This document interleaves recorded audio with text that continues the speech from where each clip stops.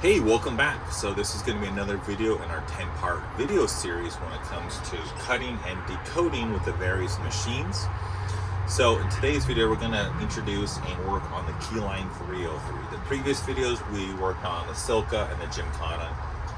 The Keyline, in my opinion, is out of these, would be the hardest when it comes to usability, because you have to understand, and there's more hand-eye coordination because you're controlling the depth and the location at the same time.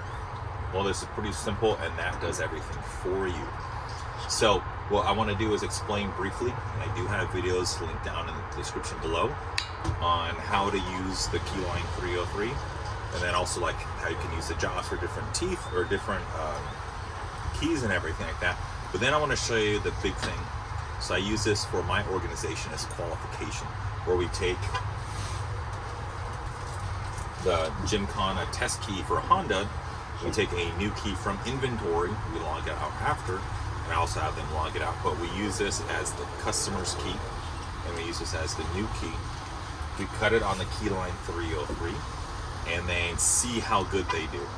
And then not just by eye or anything, we don't have a vehicle here to press or test. What we do is we put it in the Gymkhana, see if it pulls the correct code that's labeled, and also go through the cutting procedure, if this was a blank key but it's already cut, and see how much debris comes off. If it's like a little bit of dust, great, they pass. That means they hit all the corners, nooks, and crannies, they're good. If the depth is wrong or they don't hug that wall and they cut a lot of material off, then they got to work on it. So that's where we want to do the test. If they pass, great, that's a workable key. They understand all the aspects of how to do the keys. So let's go ahead and kind of cover this and then do the test in real time, and I'll show you. Okay, so this is going to be a close-up of the 303. These knobs, you really don't need to adjust too much. Just leave them loose. That controls the left and right motion. This handle up here controls the pull down, and you can lock it in place. So if you wanted to cut as needed. Not recommended for beginners, just because you don't want it running and touching this and cutting your fingers.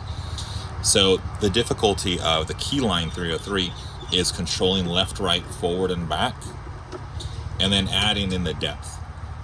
I tell people, hold it like you're doing arm wrestling challenge. Hold it, lock your hand in place, and control. So all you do is you move one hand. For me, my setup, I reorganize my van where I have this as a rest, and I basically rest my forearms, and then I pull. So all I'm doing is pulling my hands. Very simple. So let's go ahead and kind of get this ready for that test.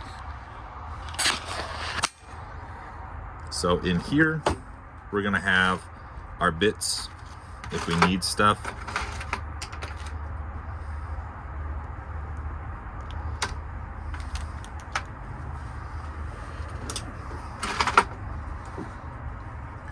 So in here we have our extra bits. We have 1.5, 2 mil, 2.5, and 3 mil with the perspective tracers. We also have extra cutting plates because they do get damaged, and I have videos on how to take them out. We also have the tip stops, so we have all the expendable stuff replaced. And then here is that handle. Now when it comes to the calibration, I have a whole video on this. I added a ring of tape on here so it's a little more stiff when it comes to turning. And when we're looking at the plates and the lights, you want to have it on red and then green. Red, then green, so you're not cutting too deep. Other way, it's going to be too deep. And I have videos explaining the depth looking at this. But let's go ahead and kind of jump into how to set the key, how to cut it, and do that test. Okay, so now as far as the keys, again, this is the customer's key. This is our test key. We have the cut code for that based on the Gymkhana would read.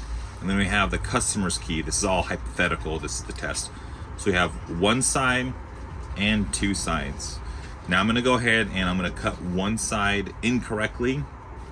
So that the one side is going to be cut incorrectly.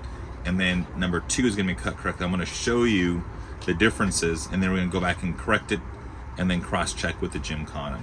So during this test, I let people make as many passes as they want.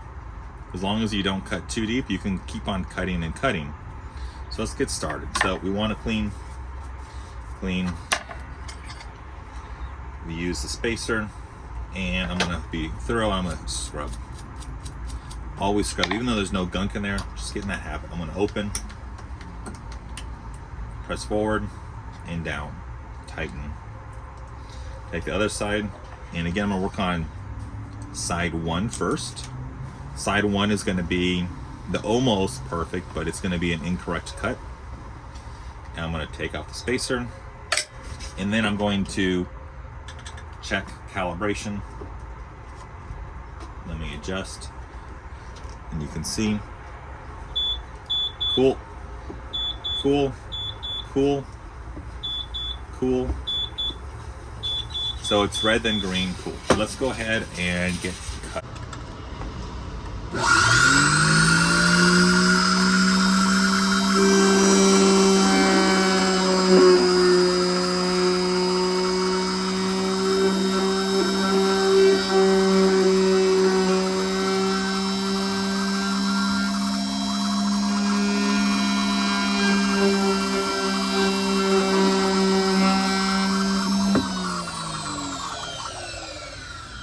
Cool. I think I'm good. Let me check. So I'm gonna take this out. I'm gonna brush it. So let's look at the original key and see how it's pretty uniform when it comes to the depth. Cut in there, and that ribbon is uniform. And see how if we do the glint, it's basically uniform color. It's like a shiny mirror across. Now if we look at, say, the key that I did on number 1 side. Let me try to get this on focus. So if we look, we're gonna see all these squiggles here. I spent too much time, and I was holding in place and not really cutting. I was like unsure, wasn't sure how to do that. That's like the mindset when you're cutting manually. I made mistakes, and I wasn't sure if I can go fast enough or go around. Then we look over here. It looks fine, but then when you look at the depth, see how the depth is way off? That's going to be the problem. Look at the depth. So I cut, I wasn't sure, and then I went up and over, and the tip is always the hardest part. This is why I teach the Hondas manually. If you can do a Honda manually, you're really good. So I made a huge mistake here. I didn't cut deep enough. I didn't pull down hard enough to have the tracer work with the cutting bit and duplicate that. So now let me go ahead and cut side 2 and show you what the correct cut is.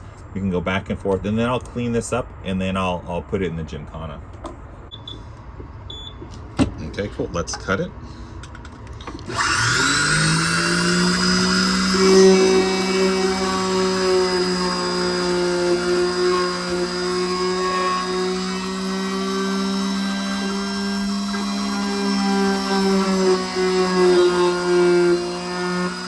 And then I want to backtrack.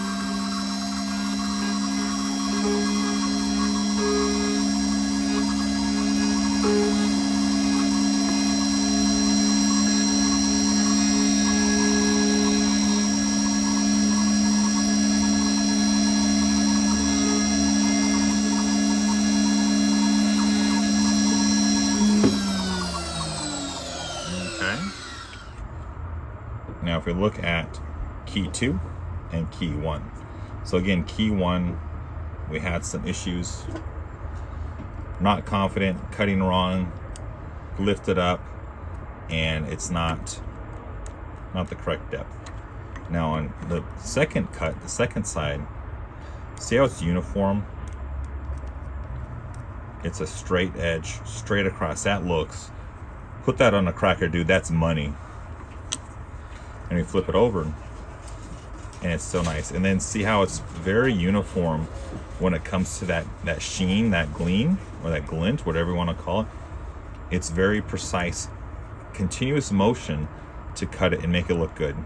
And yes, there is a little swirls here because I was going in there, and the thing is, I heard a little noise. I guess on the first pass I went around, I cut, I hit here where the corner is, went back, and then I came back and I missed a little bit here, and that's why I want to backtrack. And I heard a little noise, so I went like a circle to clean that up and then continue on the pass. So that's where the manual cutter, you got to pay attention, you got to listen and watch. But cool. So now you see the difference.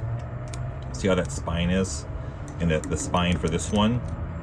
So if I cut the top side, number one, correctly, it would look very uniform. So now let's go ahead and cut the other side.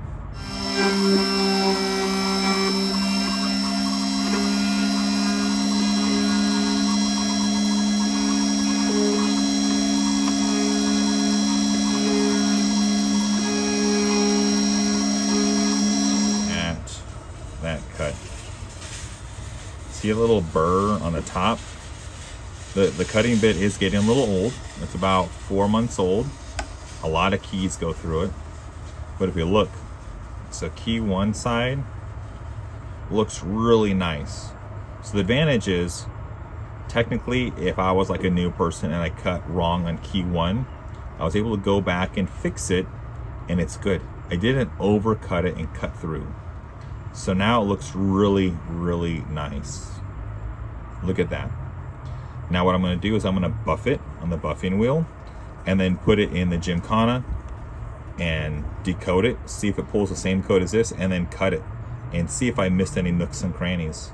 And then if it's clean, I passed. If I didn't, that means I can't pay attention to this rib, and I'm not good enough yet to be on my own. If I cut the Honda key wrong, stick it in the ignition, that's a $600 to $1,000 mistake just in the door, or maybe the ignition, or even more. You have to be very careful.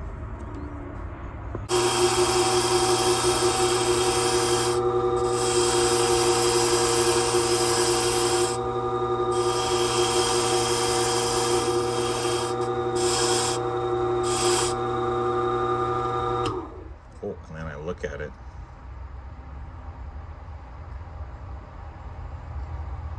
It looks good. Let's go ahead and put it in the machine and see what the results are.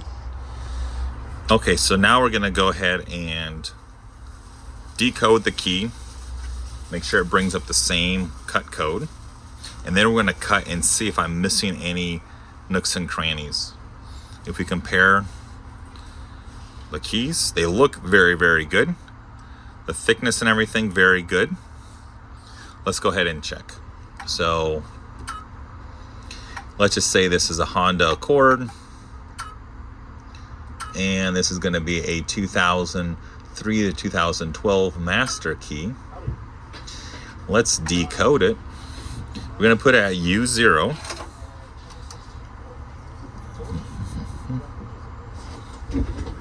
And we line it up. And this is going to be side one. This is the side that I made the most mistakes, but then I cleaned it up. And it's already, the shield's removed for safety and education. Hit next, and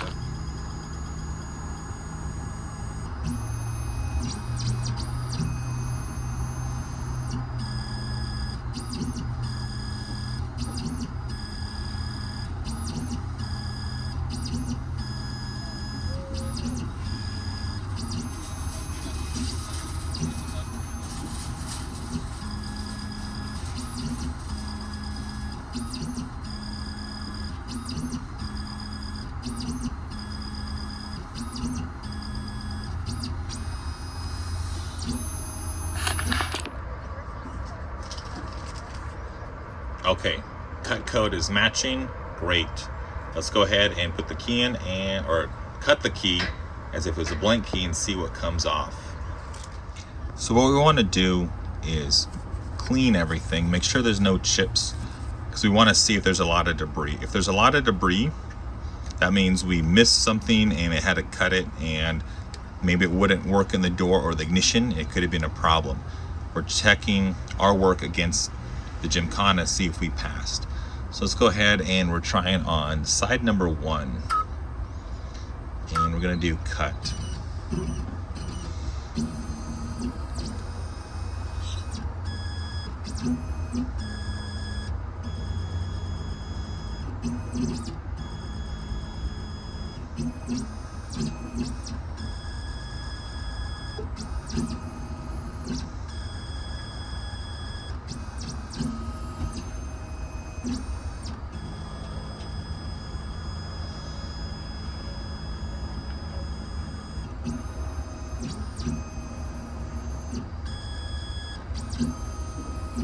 Okay, so it knows the key's there. It's gonna start cutting, and let's watch and listen.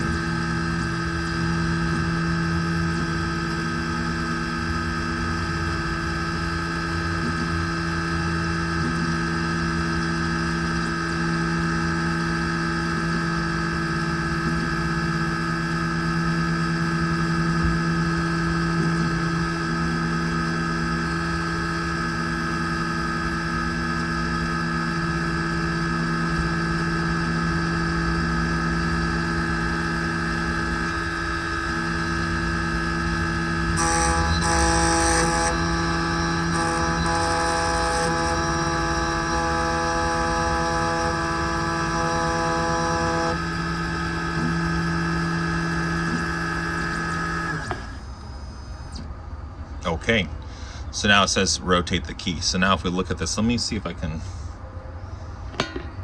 get a better angle. So if we look, there's that much debris.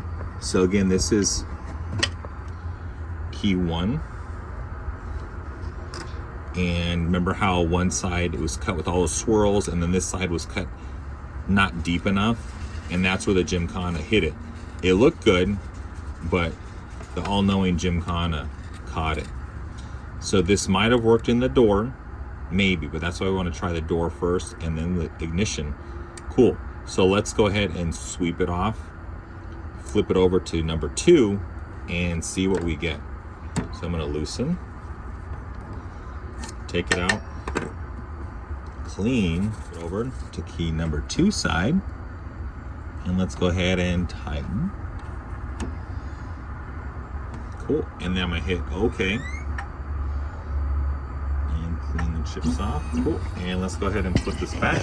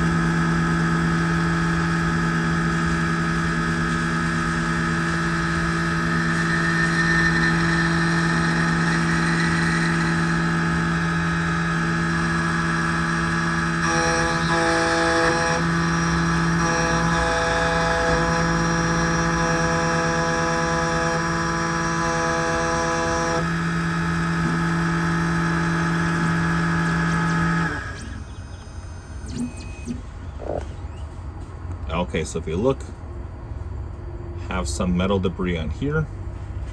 So again, it looked like it cut the depth, working on the depth. Let me take it out and I'll show you what I mean. So watching the Gymkhana, how the bit, see how you see like a different, so on the outer part it seemed fine, the inner part just wasn't deep enough, just by a little. But when you looked at it, it looked fine. So that could be a mix of me trying to explain and trying to cut with all this camera equipment like in the way of my body. That sounds like a lame excuse, but that could have been the case. And also trying on side 1, trying to make an example of a bad key, and that could have thrown off, plus also the calibration. Who knows? But then at the end of the day, seeing how it barely took off anything on 2, much less than the number 1 side, so that's cool. So I guess what we want to do is focus on that depth, really pull tight for that 303, and you can get that uniformity. And also try it in the door, obviously, before you start, you know. But that's how you want to eye test myself and other people with that 303 with the Gymkhana. The reason why is these Honda keys are going to be the most difficult. It's essentially 4 keys. So a Honda key is going to be 4 sides, and also you have to worry about damaging here, here, and the tip stop. So if you're trying to train a really good employee, you want them to take account of that and not damage your equipment. And if you look, these cut plates are still in really, really good condition, barely worn. And I can still hold the Ford high securities and those Hondas versus a new. And yes, I have extras, but it's able to get the job done. So this is what's kind of in between my face and the body cutting, just to let you know. Okay, so hopefully that kind of makes sense when it comes to how we want to kind of grade ourselves with the manual cutter, the 303, and cross-check, like this is the teacher's assistant, the gym con, to make sure we're cutting correctly. So looking back, and I did show you like my camera setup, it's just with my cell phone, it's in the way, not an excuse. But I guess the fail-safe for that, say if I take the key from the 303 and I go to the Honda and it fits snug in the door, you always want to try the original key and then the new key. If it's the same turn, same softness, great. If it's any more stiff, like increase the stiffness, like I tell my team, so their key, it's a 10 out of 10. This key, it's tighter, it's an 8 out of 10, stop, go back and recut it. So technically that protocol, that SOP would have negated anything. We would have recut it, pulled a little hider, or use the digital calipers and just like measure, oh, that's off by 1/10 of a millimeter. Let's manually cut it again, cool. Or if we don't have time, stick it in the Gymkhana, and then we're good. So that's like a fail safe, even though on camera it still made a mistake. I still have that debris. It's very minute. So when my team passes and everything, it's usually a little bit of gunk like that comes off, or a little bit of metal chips, but nothing drastic. So other than that, cool. So that's how we want to, like, I guess the culmination of all of our practice on the Keyline, to check that, and then once they're done, cool. That means they understand all the machines, because this is more complicated. So now, as far as understanding how to do the Keyline 303 with the calibrations, the different keys, there's a lot of stuff. It would have been like an hour-long video covering that, but I'll just put the links down in the description below. Now, if you have any questions, please comment or email me, and then we can kind of Q&A and then take it from there. Other than that, have a great day, and I will see you in the next video when we kind of jump back into the more modified sections of the Gymkhana 994. Other than that, have a great day, and I will see you next time. See ya. Bye.